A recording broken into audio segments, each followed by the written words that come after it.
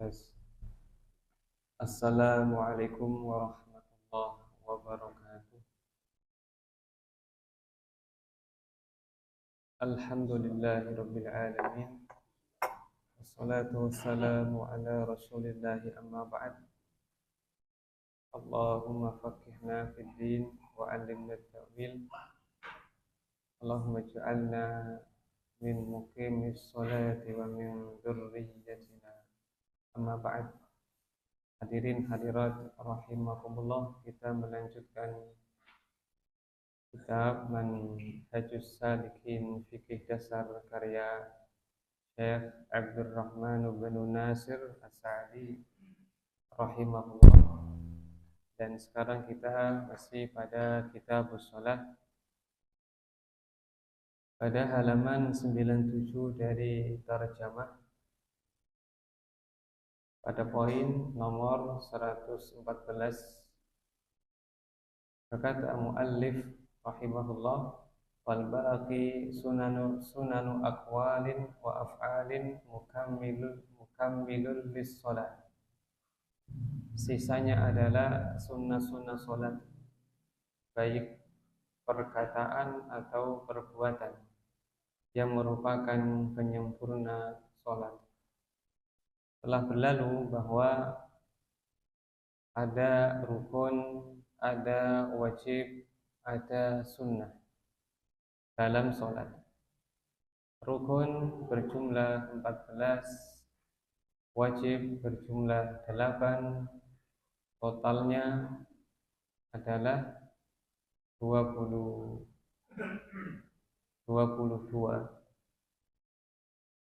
Sisanya adalah sunnah.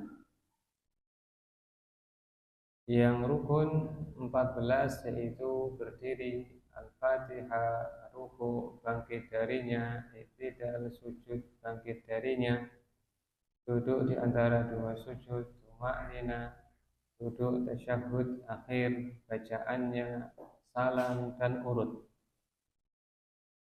Sementara wajib sholat yang 8 adalah takbir perpindahan, subhana rabbiyal azim, sami'allahu liman hamidah, rabbana walakal hamdu, subhana rabbiyal a'la, rabbighfirli, duduk tasyahud awal dan bacaannya. Selebihnya adalah sunnah. Coba kita urutkan sunnah-sunnah yang terlintas dalam benak kita dari berdiri, yaitu mengangkat tangan, bersedekap, membaca iftitah, membaca ta'awud, membaca basmalah, membaca amin, mengeraskan bacaan pada maghrib, isya, subuh, melirihkan bacaan pada zuhur dan asar, membaca surat, mengangkat tangan ketika ruku, ya.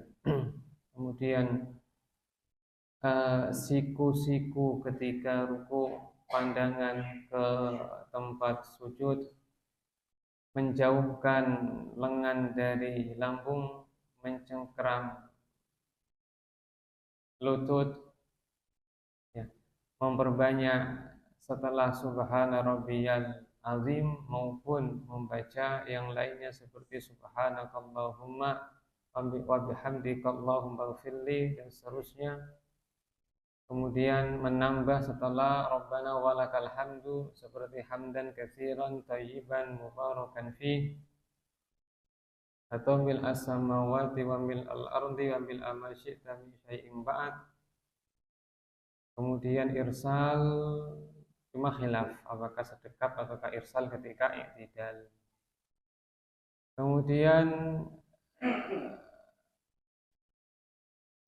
menambah bacaan dalam sujud lebih dari sekali, atau bacaan yang lainnya seperti subhanakallahumma wa bihamdika allahumma ighfirli subuhun qudus rabbul malaikati warruh dan seterusnya. Dan juga disunahkan membaca doa. Kemudian apalagi ketika duduk di antara dua sujud, yaitu dianjurkan menambah setelah Rabbil firli, yaitu warhamni wahdini wa'afini warzuqni wajburni warfa'ni, maupun wa'fu anni bagi yang menghendaki. Kemudian tasyahud, ketika tasyahud awal ada sunnah berupa mengangkat telunjuk, adapun tahrik yang kuat tidak sunnah bagi jumhur ulama. Kemudian iftirash, duduk iftirash pada tasyahud awal dan tawarruk pada tasyahud akhir, membaca Ibrahimiyah pada tasyahud akhir, yaitu wa ala ali Muhammad dan seterusnya sampai innaka hamidum majid, membaca doa sebelum salam terutama pelindungan dari 4 hal, kemudian menoleh ketika salam. Ini semuanya adalah sunnah-sunnah, banyak sekali sunnah-sunnah dalam sholat. Apakah wanita sama persis sholatnya dengan kaum laki-laki ataukah dibedakan? Tambahan faedah, ulama khilaf pendapat dalam masalah ini. Jumhur ulama mengatakan berbeda dengan kaum laki-laki karena wanita disukai lebih tertutup seperti dalam sholat. Kata mereka, Allah berfirman tentang sholat mereka di rumah, waqarna fi buyutikunna wa la tabarrajna tabarrujal jahiliyatil ula wa aqimnas sholah. Hendaknya mereka menetap di rumah dan tidak berhias ala jahiliyah dan dengarkan sholat dan dirikan sholat. Artinya menetaplah di rumah, kalaupun keluar rumah karena hajat, jangan berhias ala jahiliyah dan sholatnya di rumah lebih utama. Juga sabda Nabi SAW, sholatmu di rumahmu lebih utama daripada sholatmu di masjid kaummu.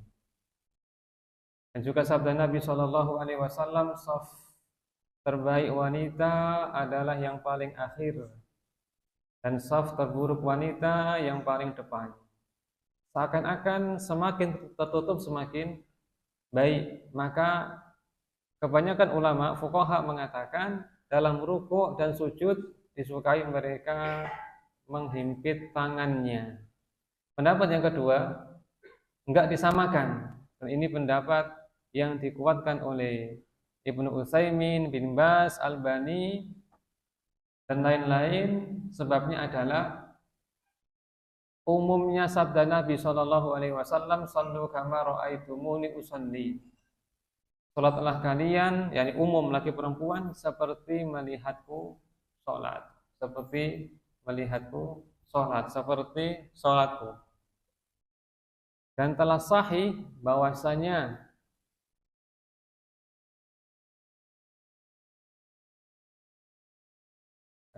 Ummu Darda radhiyallahu anha kanat tajlisu fi sholati jalsatar rijal. Dia duduk ketika sholat seperti laki-laki. Sahih sanadnya. Dan juga Ibrahim An-Nakhai berkata, tusallil mar'atu sholat kama yusallir rajul.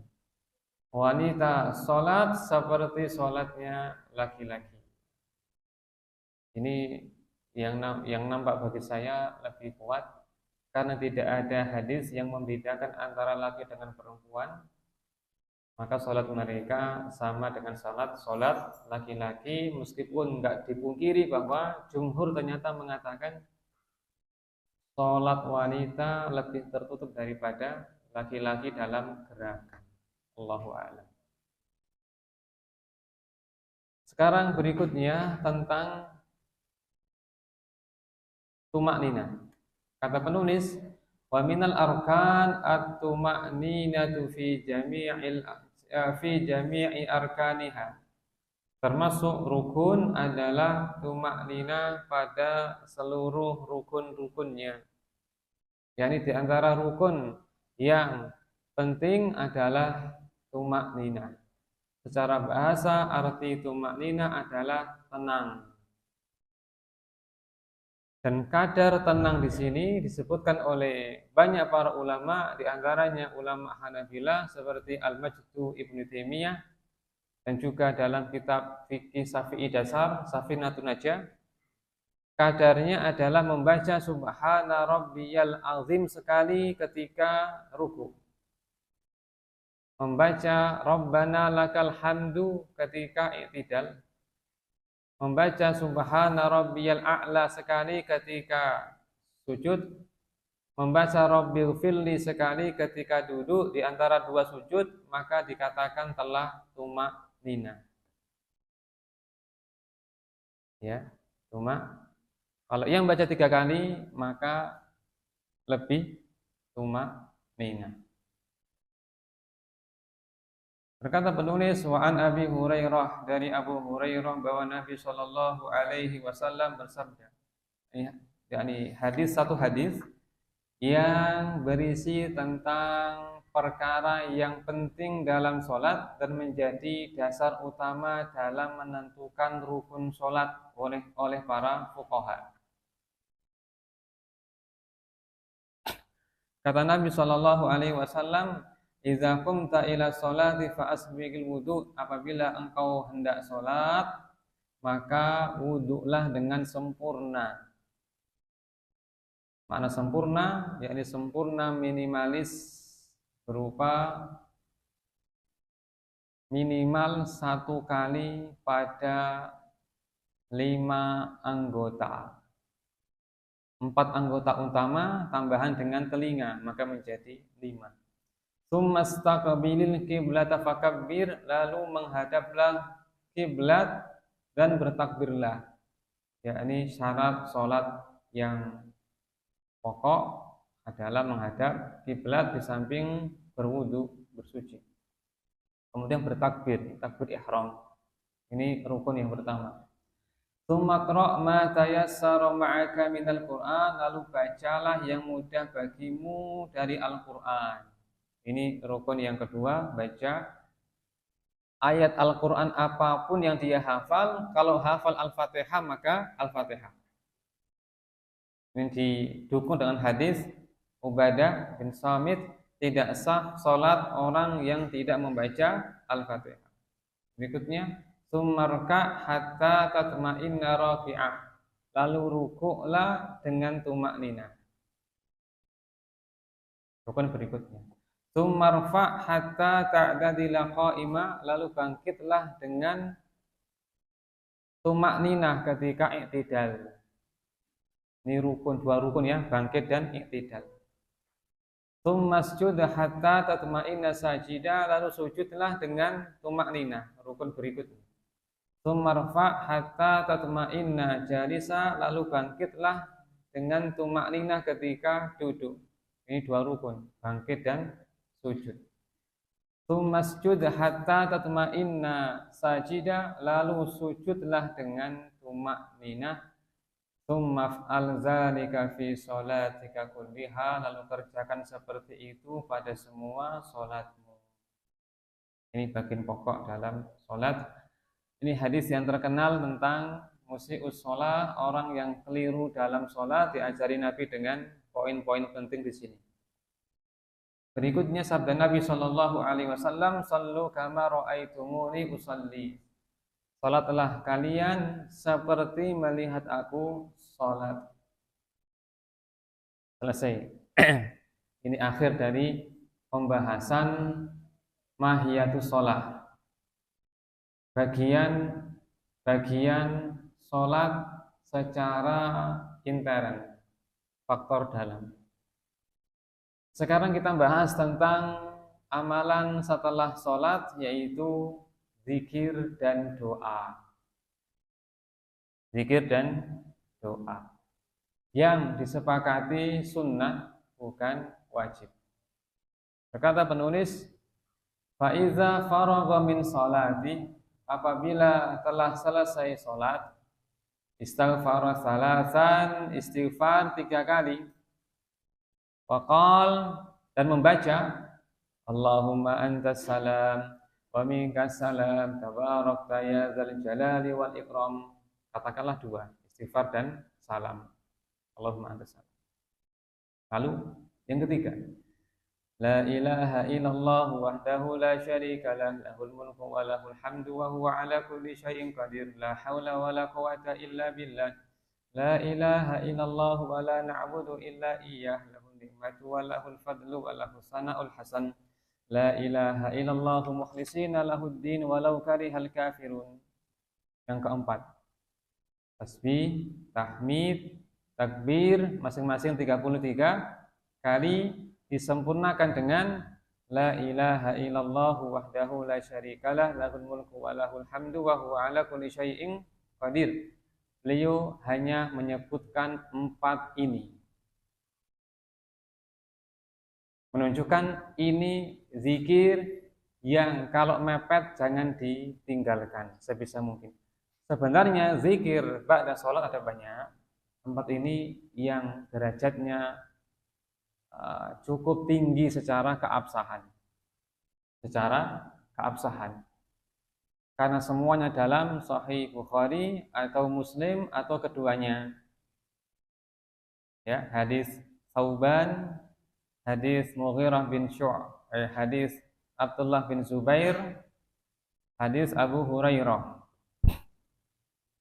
Sehingga ada 4, karena Thauban berisi 2 bacaan, istighfar sama salam, lalu tadi walau karihal kafirun, dan tasbih, ya, tahmid, takbir, dan tahlil. Sekarang kita rinci. Apabila telah selesai dari sholat, maka istighfar 3 kali dan membaca Allahumma antas salam wa minkas salam tabarakta ya dzal jalali wal ikram. Kita merenungkan bacaan ini dulu. Hadis ini, bacaan ini bersumber dari Thauban, maula Rasulullah sallallahu alaihi wasallam. Maula yakni budak yang telah dimerdekakan. Itu istilahnya maula. Jamaknya mawali. Kapan ada budak dimerdekakan, maka namanya maula. Maula. Jika dia mati, maka warisannya dikembalikan kepada tuan yang memerdekakan. Thauban bercerita, karena Rasulullah sallallahu alaihi wasallam idzan sarafa min salatihi istaghfara salasan wa qala. Apabila Rasulullah sallallahu alaihi wasallam insiraf dari salatnya, yakni selesai dari salatnya, istighfar 3 kali. Istighfar 3 kali. Dan membaca Allahumma antas salam wa minkas salam tabarakta ya dzal jalali wal ikram, berisi 3 kalimat. Ya Allah, engkau as-salam, darimu salam. Kemudian engkau maha berkah, wahai zat pemilik keagungan dan kemuliaan.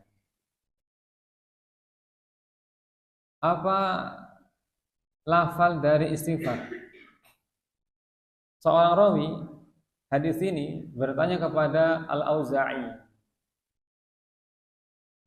kaifal istighfar, bagaimana bacaan istighfarnya? Kata Auza'i rahimahullah, imam besar dari Syam, rawi Bukhari dan thiqah orangnya, bahkan imam. Taqul, kamu membaca astaghfirullah, astaghfirullah 3 kali ya, astaghfirullah, astaghfirullah, astaghfirullah. Baik. Thauban tidak menyebutkan lafal istighfarnya, hanya menyebutkan jenis, yakni beliau memohon ampun. Gimana lafalnya? Tidak dijelaskan.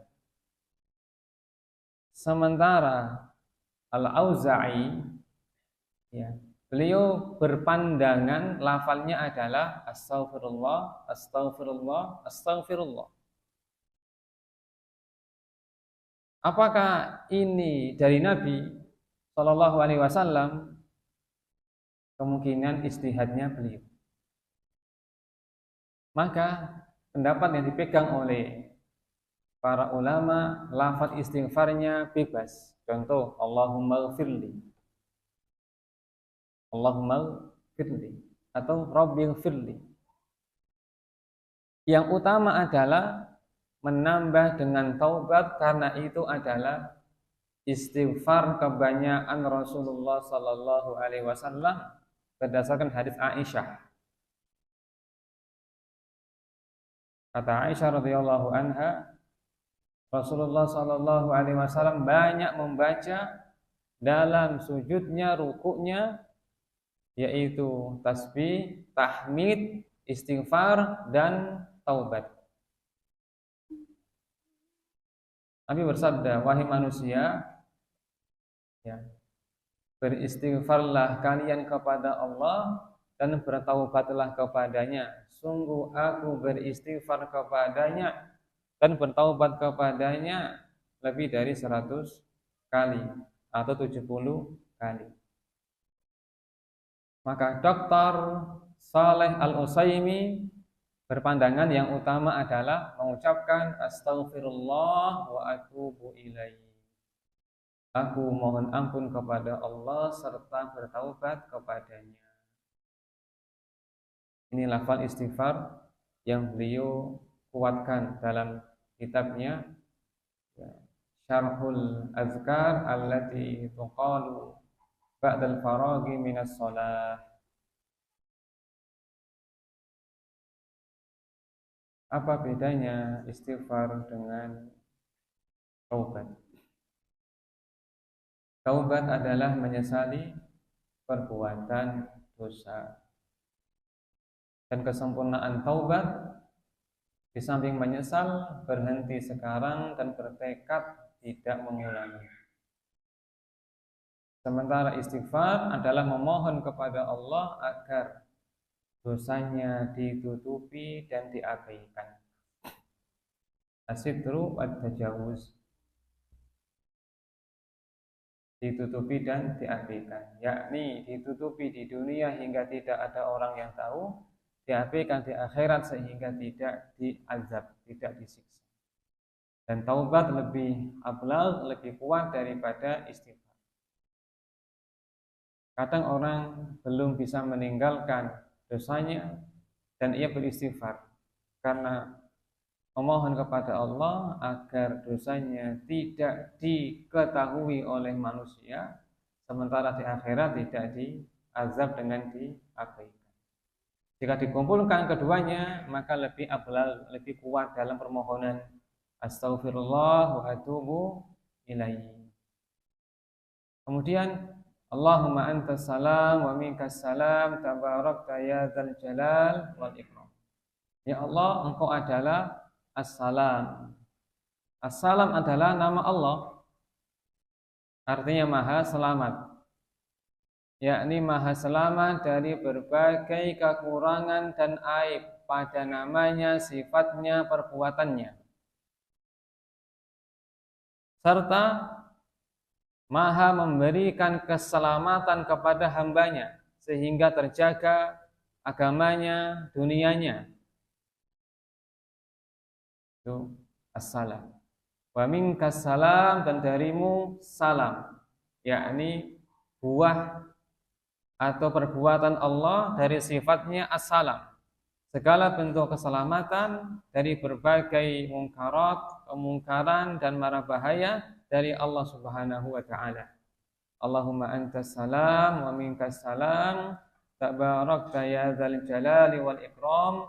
Maha berkah engkau. Berkah artinya yakni al khairun katsir wa subutu, banyak kebaikannya dan menetap, enggak terputus. Artinya kebaikan Allah begitu banyak, kekayaannya begitu banyak dan tidak habis meskipun diberikan kepada hamba-hambanya. Yadullahi mal'a, tangan Allah penuh. Ini penuh dengan kekayaan, penuh dengan kenikmatan. La yaghidhuha nafaqah, tidak habis dengan tidak berkurang dengan diinfakkan, dikeluarkan. la yagiduha nafaqah. Sahhaul laila wan nahar, banyak memberi di siang dan malam hari. Ara'aitum ma anfaqallahu mundu khalaqas samawati wal arda innahu lam yaghiz ma fi yadi. Apakah kamu tahu berapa yang telah Allah infakkan semenjak menciptakan langit dan bumi? Tidak berkurang sedikit pun yang di tangannya. Allah Maha berkah, Maha sempurna, Maha baik, namanya, sifatnya, perbuatannya, termasuk ya, dalam memberi kepada hamba-hambanya. Tabarakta ya dzal jalal, wahai zat yang pemilik keagungan dan kemuliaan. Jalal dan ikram itu hampir mirip maknanya. Sebagian ulama membedakannya, yang satu terkait dengan zatnya, yang satu terkait dengan perbuatannya. Allahu a'lam. Ini yang sahih dari Tsauban, yakni berisi 3 kalimat, Allahumma antas salam wa minkas salam tabarakta ya dzal jalali wal ikram. Adapun tambahan sebagian orang dengan wa ilaika ya'udus salam, ya, hanya kepadamu salam kembali. Terus wa adkhilnal jannata daras salam, masukkan kami ke negeri assalam, itu tidak ada asalnya. Apakah boleh dibaca? Bukankah ia doa atau pujian kepada Allah? Jawabannya tidak boleh. Karena zikir ba'da sholat itu diikat dengan ibadah sholat, maka tidak boleh ditambah-tambah sebagaimana orang ketika baca iftitah. Ya, baca subhana rabbiyal azim, ia tambahkan lafalnya seperti subhanallah al-akbar al-azim, maka tidak boleh. Karena zikir yang semacam ini namanya tauqifiyah, harus berdasarkan dalil. Al-Bara bin Azib radhiyallahu an bercerita, Rasul mengajari aku doa hendak tidur. Ya.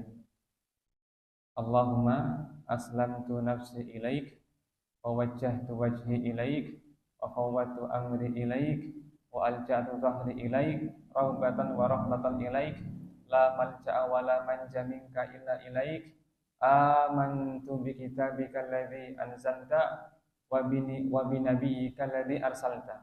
Ada ungkapan, aku beriman kepada nabi yang engkau utus.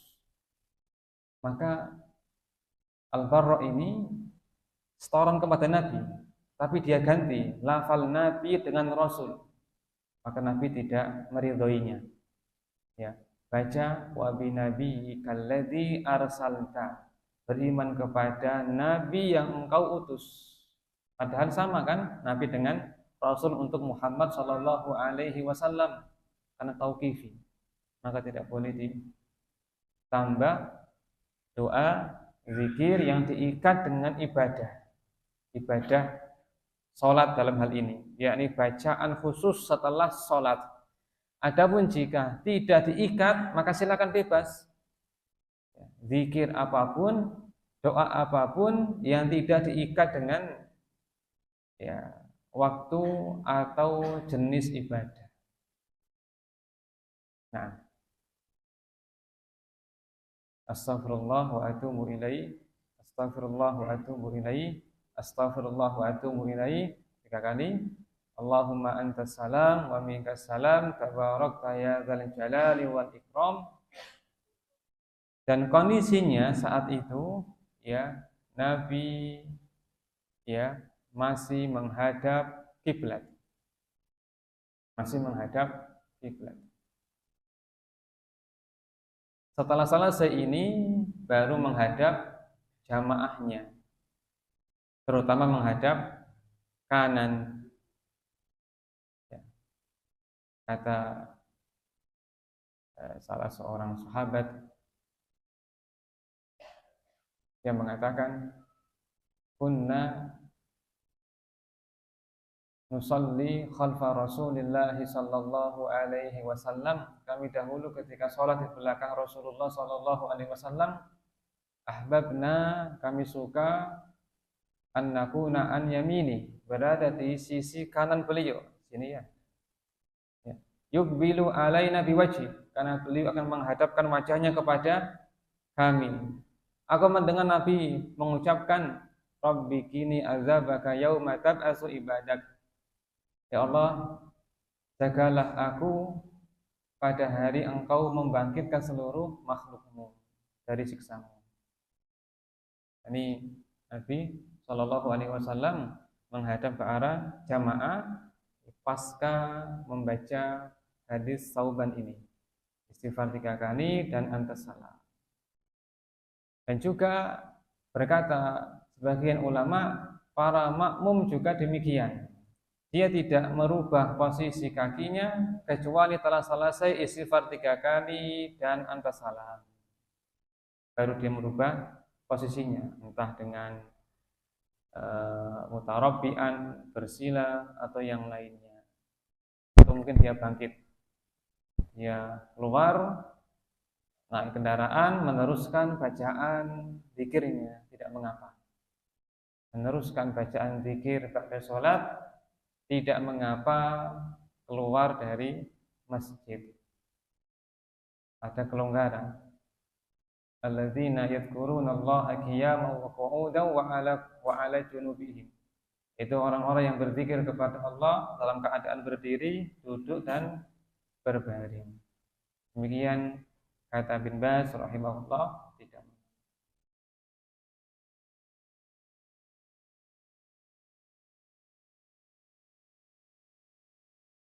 Kemudian zikir berikutnya, la ilaha, ini agak panjang, entah hafal apa tidak ya, agak panjang. Kalau bisa dihafalkan yang belum hafal.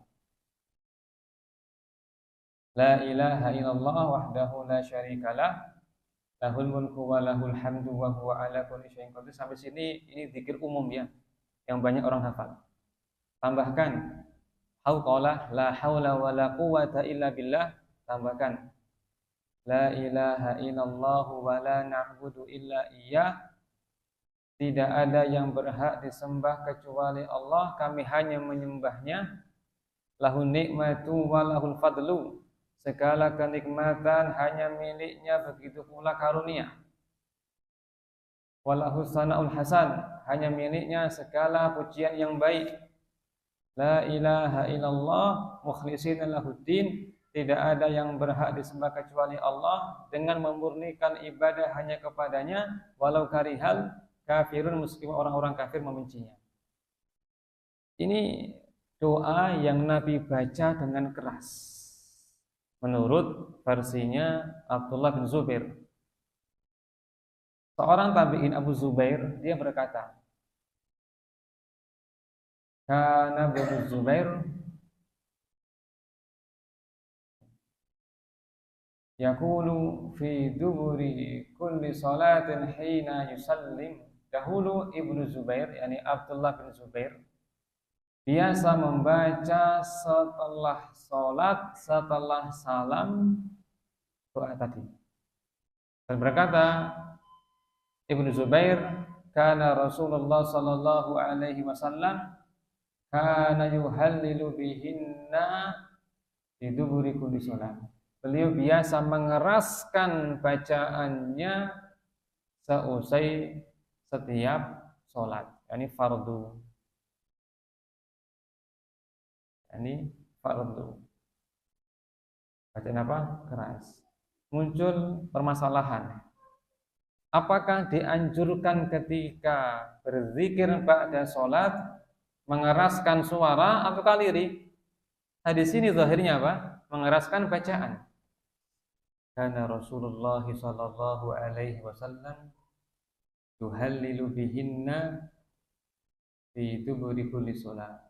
Beliau biasa mengeraskan bacaan ini setiap selesai sholat. Dan juga hadis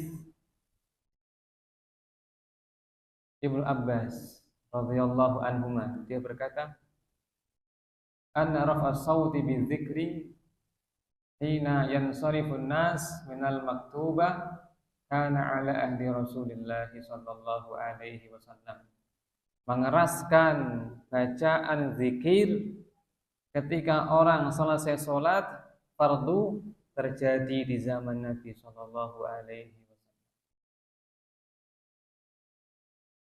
Kata beliau juga, ma kuntu a'lamu inqidha'a salati Rasulillah sallallahu alaihi wasallam illa bitakbir.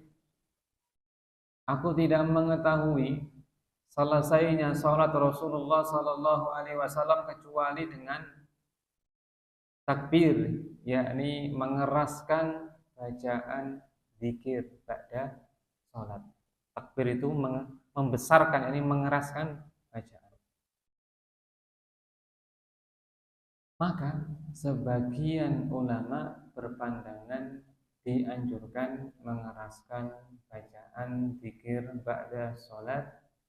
Makna mengeraskan artinya tetangga sampai mendengar, tetangga kanan dan kiri sampai mendengar dari jamaah sholat. Itu makna dari al-jahr, yang mengeraskan bacaan. Beda dengan sir. Sir maknanya hanya pribadi yang mendengar saja.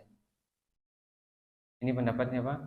Sebagian ulama seperti kalangan Hanabilah ini dipilih oleh Bin Baz dan Ibnu Utsaimin. Tapi Syekh Albani berpandangan lain. Beliau berpandangan yang sunnah, yang utama sir. Dan ini ternyata pendapatnya 4 imam mazhab. Dan 4 mazhab, Hanafiyah, Malikiyah, Syafi'iyah, Hanabilah. Bagaimana mereka menjelaskan hadis tadi? Kata Syafi'i, disunnahkan mengeraskan zikir mimba ta'lim untuk mengajari orang. Kalau ada hajat mengajari orang, maka silakan dikeraskan bacaannya. Karena asal dari zikir, kata mereka, para jumhur, lirih. Banyak dalil, contoh kata Allah Ta'ala,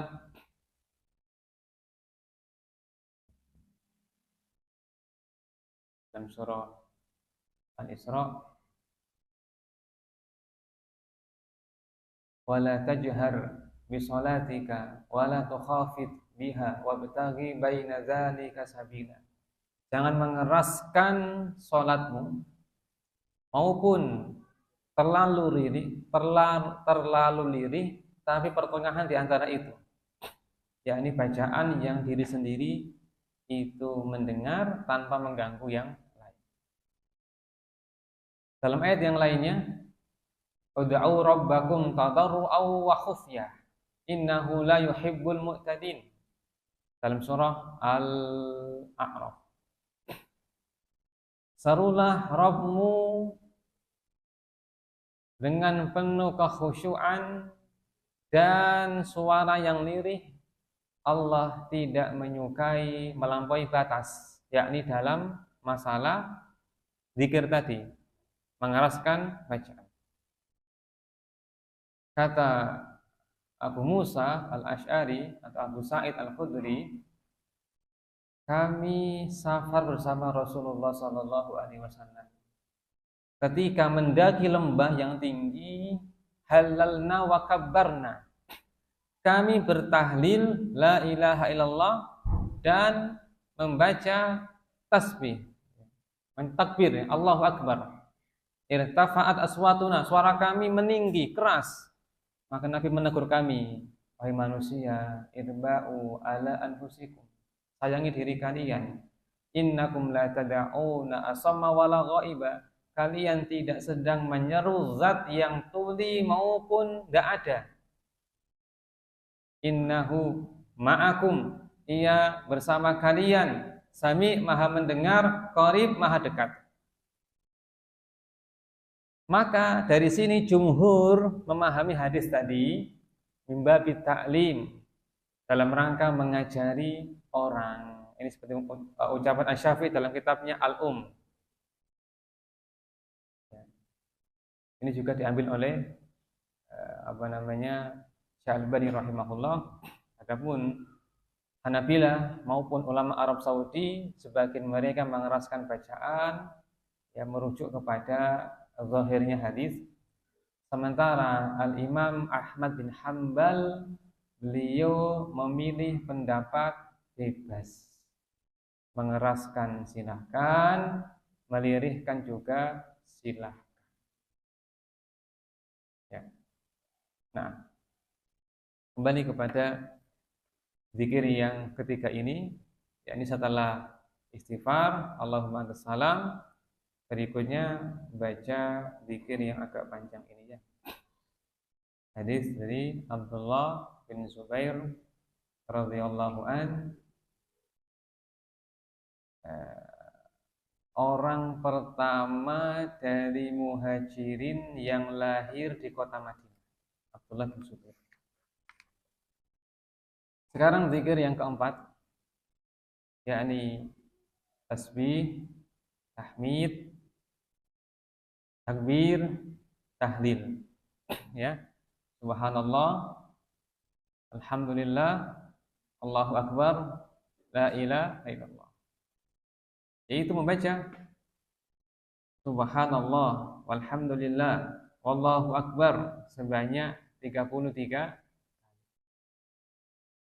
dan membaca penggenapan 100 la ilaha illallah wahdahu la syarikalah lahul mulku wa lahul hamdu wa huwa ala kulli syai'in qadir. Ya, lafaz yang terakhir ini sering kita dengar ya. Ini zikir yang utama sekali, pernah kita bahas di khutbah Jumat. Zikir yang banyak fadilahnya dan banyak keutamaannya. Tidak ada yang berhak disembah kecuali Allah semata. Segala kerajaan, segala pujian miliknya. Hanya Dia yang maha kuasa atas segala sesuatu. Dan penulis di sini memilih pendapat 3 zikir tadi digabung. Tasbih, tahmid, dan takbir. Pakai huruf wawu. Subhanallahi walhamdulillahi subhanallahi walhamdulillahi wallahu akbar. Sebanyak berapa? 33 kali. Ya. Dan disempurnakan 100 dengan tadi tahlil la ilaha illallah dan seterusnya.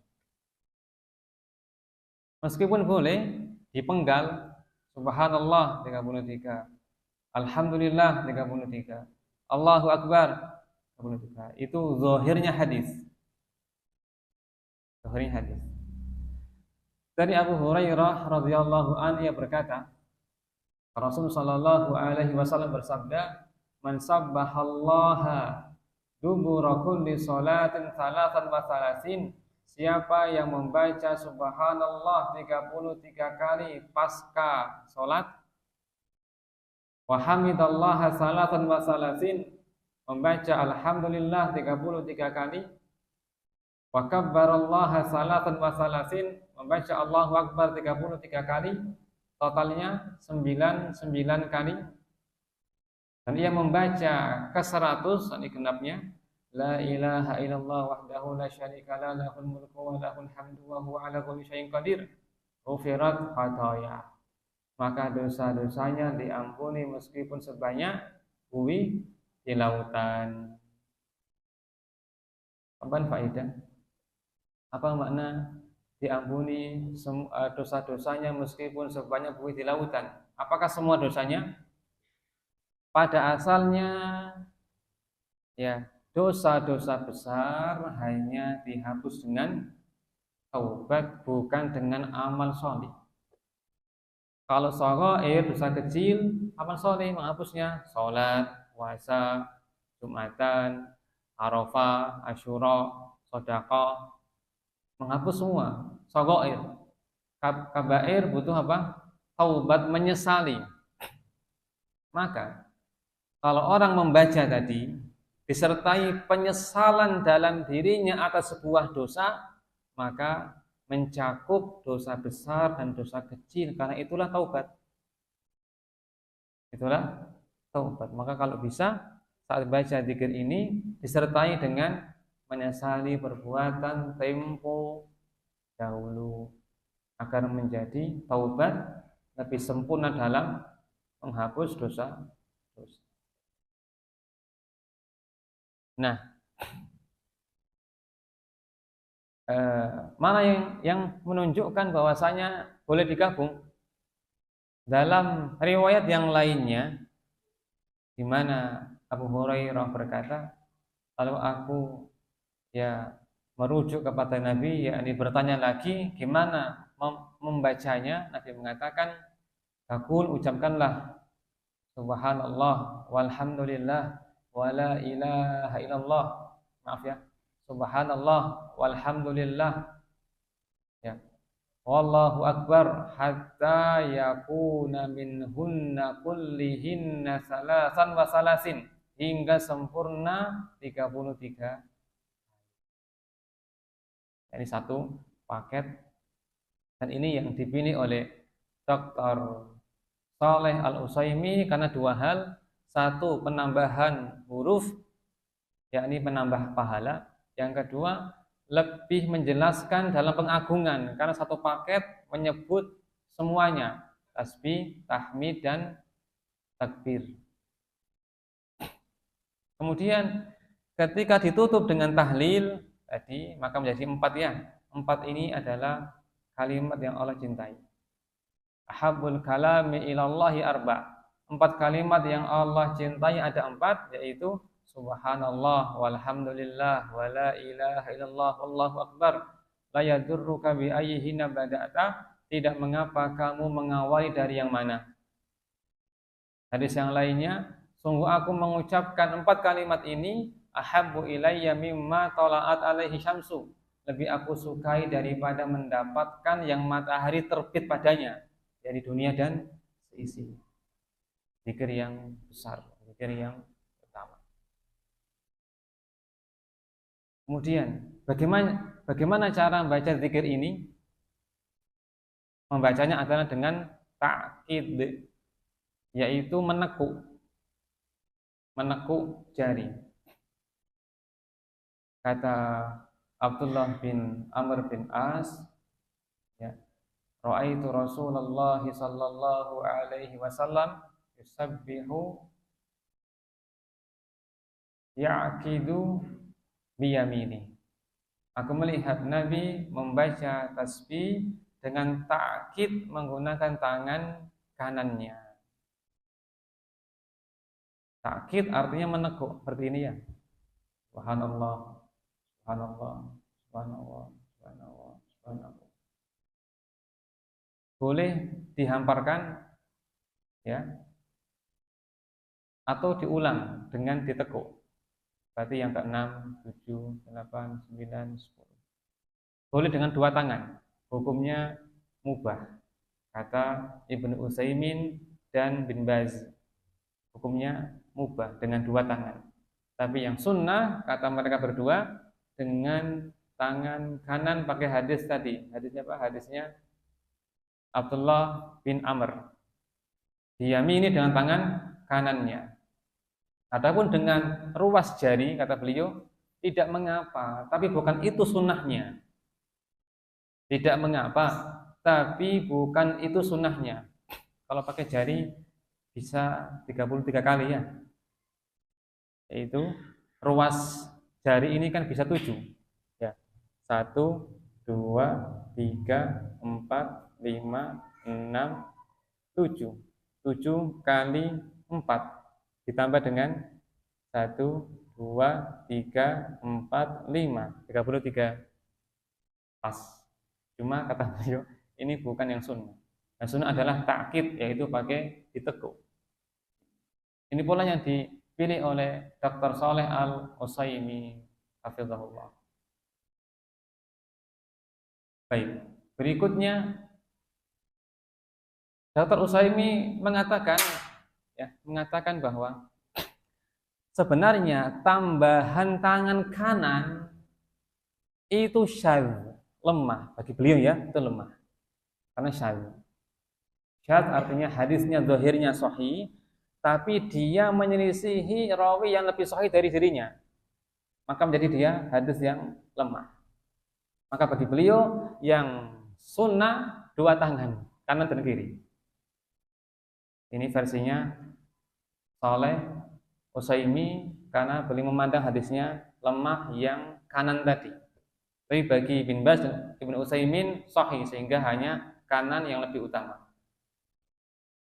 Dan yang pilih kanan kiri itu ini lebih utama di samping dari sisi sanad kata beliau, jadi dari sisi pahala. Karena kan di antara fadilahnya kan ya akidna bil anamil, hitunglah dengan takkid jari-jari, fa innahunna mas'ulatun mustantaqat, karena jari-jari ini akan ditanya oleh Allah sekaligus mereka akan berbicara. Semakin banyak jarinya semakin banyak yang bersaksi.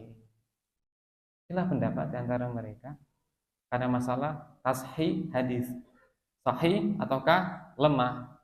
Nah, demikian.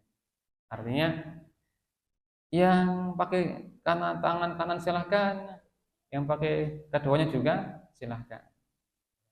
Dengan ditekuk silahkan, dengan yang di ruas jari silahkan. Cuma yang sunnah bagi mereka adalah ditekuk, takkid namanya. Bagaimana dengan menggunakan alat bantu hitung, tasbih umpamanya, atau seperti digital ya sekarang ya, digital. Apa hukumnya? Jamaah. Apa hukumnya? Kata Syekh Shalih Fauzan, bid'ah. Kata Syekh Al-Albani, bid'ah. Kata Ibnu Utsaimin, jawaz boleh. Gimana cara mereka berpikir? Yang mengatakan bid'ah karena perbuatan itu mungkin dilakukan oleh Nabi, Nabi meninggalkannya. Nabi mampu tidak pakai tasbih? Mampu, tapi ditinggalkan. Maka itu bid'ah. Yang mengatakan boleh, bukan sunnah ya, boleh karena itu sarana mendukung ibadah, bukan zatnya ibadah, seperti haji pakai pesawat, bukan pakai onta. Boleh. Berkata Dr. Saleh Al-Utsaimin, dirinci jika niatnya berzikir dengan tasbih sebagai zatnya ibadah, maka bid'ah.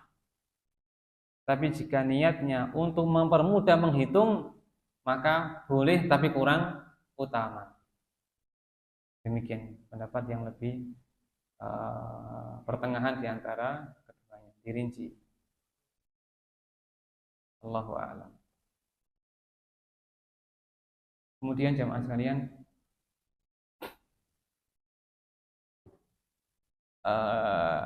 tiga ini tasbih, tahmid, tahlil, takbir itu ada 5 versi bacaan.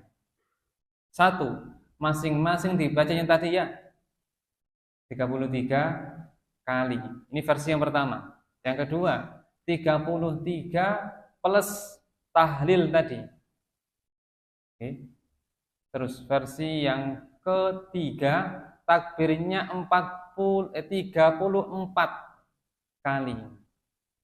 Versi yang berapa? Ketiga. Versi yang kedua masing-masing 10 kali. Versi yang kelima masing-masing 25 kali ditambah dengan tahlil 25 kali. 5 ini semuanya sahih. Maka yang utama gonta-ganti, saya ulang.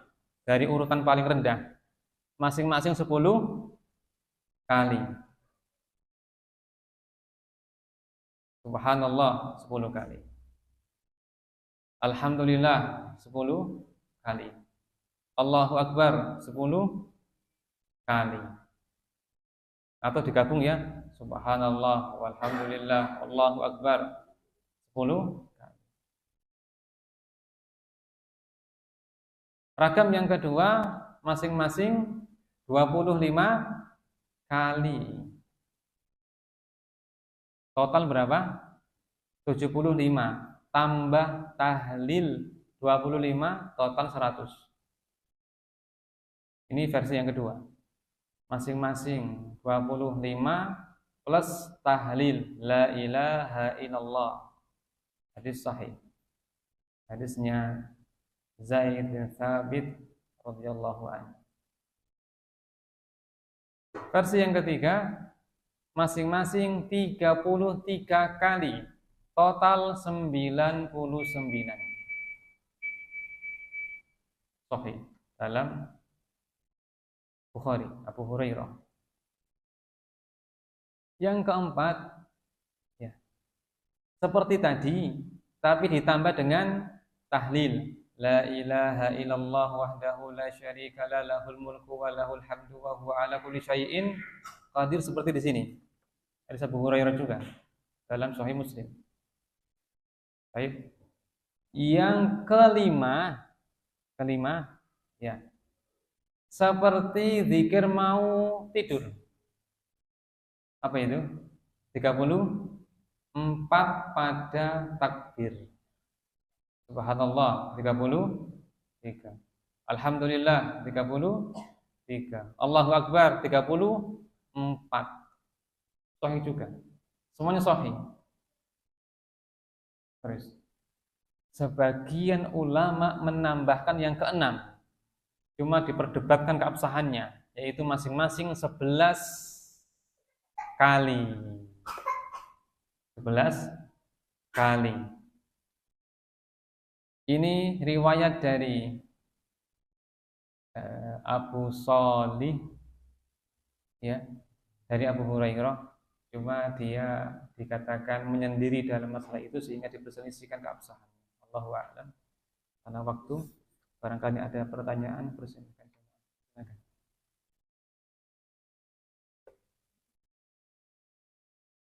Oke, silakan Pak.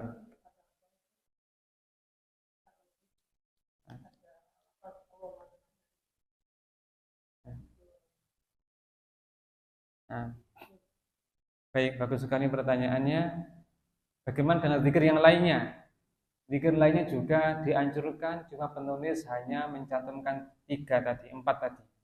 Di antara yang lain tadi, yaitu hadisnya Mughirah bin Syu'bah, la ilaha illallah wahdahu la syarika la lahul mulku wa lahul hamdu wa huwa ala kulli syai'in qadir. Allahumma la mani'a lima ataita wa la mu'tiya lima mana'ta wa la yanfa'u dzal jaddi minkal jadd. Mughirah menulis surat kepada Muawiyah sang khalifah. Terus zikir itu menjadi keputusan negara. Semua masjid harus membacanya. Di zamannya Khalifah Muawiyah bin Abi Sufyan radhiyallahu anhu. Ya.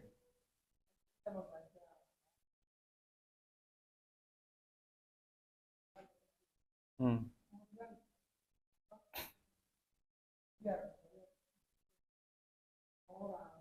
Buyar. Hmm. Hmm. Hmm. Ya, jika buyar hitungan, maka dianjurkan memperbanyak sehingga seakan-akan sudah lunas. Jangan sampai kurang, tapi pakai dugaan, ini sudah lunas, melebihi dari target demikian. Karena lafaz hitungan itu jika tidak bisa pas, maka dia bisa pakai solusi dilebihkan. Tidak mengapa. Nah, silakan.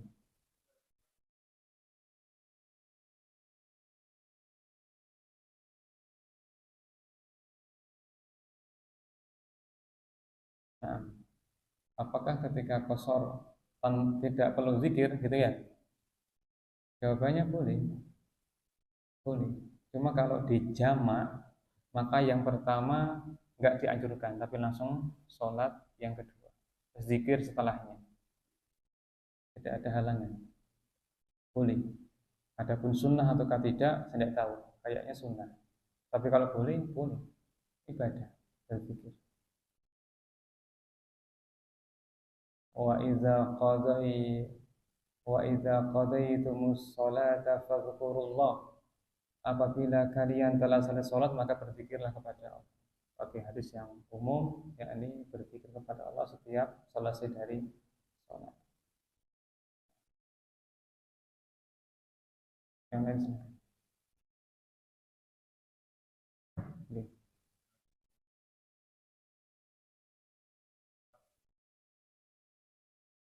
Hmm.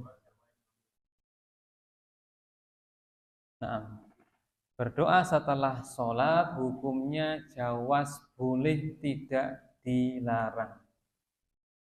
Ini menurut jumhur ulama seperti dikuatkan oleh Dr. Soleh Al-Utsaimin.